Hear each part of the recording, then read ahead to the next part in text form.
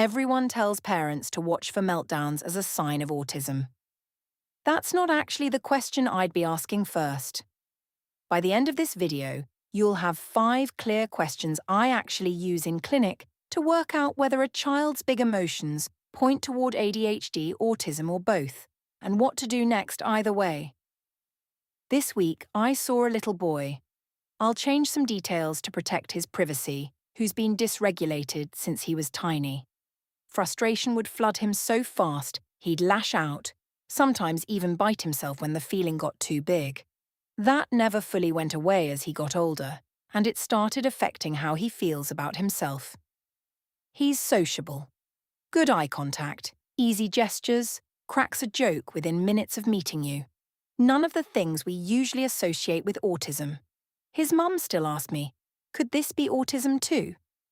That question deserves a proper answer, not a quick reassurance. Emotional dysregulation isn't owned by one diagnosis. It shows up in ADHD, in autism, and in several other childhood conditions. Researchers call it transdiagnostic for exactly that reason.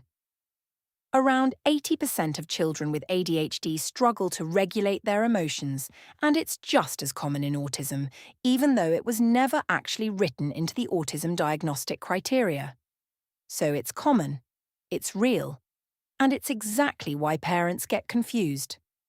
The first thing I want to cover is what sets it off. ADHD-driven dysregulation is usually emotional, frustration, being told no, boredom, and it arrives fast. Autism-driven dysregulation is more often sensory or environmental, noise, a change in routine, and it tends to build gradually with warning signs first. The second thing I look at is how it resolves. ADHD outbursts tend to blow through quickly once the trigger passes. Autism meltdowns usually take longer to settle, and sometimes they turn into a shutdown, where a child goes quiet and withdraws instead of exploding outward. The third, and honestly the one that matters most, is what's happening socially underneath it all. In ADHD, social connection is usually intact. The child wants friends, uses gesture and eye contact naturally, even if impulsivity gets them into trouble. In autism, the harder to see difficulty is in social communication itself, reading unspoken cues, sharing enjoyment with someone else. That was the piece that mattered most for the boy I mentioned. His social reciprocity was intact, even on his hardest days. Fourth, how does the child relate to routine? Kids with ADHD often get bored of sameness. Kids with autism often find real comfort in it, and disruption to routine can itself be a trigger. And fifth, is there a self-esteem thread running through this?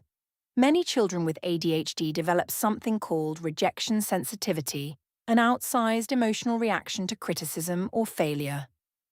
By the time some of these kids reach me, they've absorbed years of being told they're too much, and what looks like anger on the surface is often shame underneath.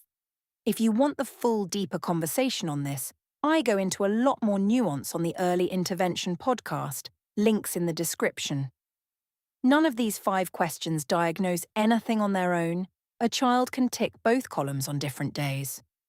What actually answers this for your child is a proper multidisciplinary assessment. Both and is a completely valid answer. The label matters less than the plan that follows it. So, what sets it off? How it resolves? What's happening socially? How the child relates to routine? And whether there's a self-esteem thread. 5 questions. Not a diagnosis, but a much better starting point than guessing alone. I post one of these every week. Follow along if this is useful for you, and drop a comment if you want me to go deeper next time.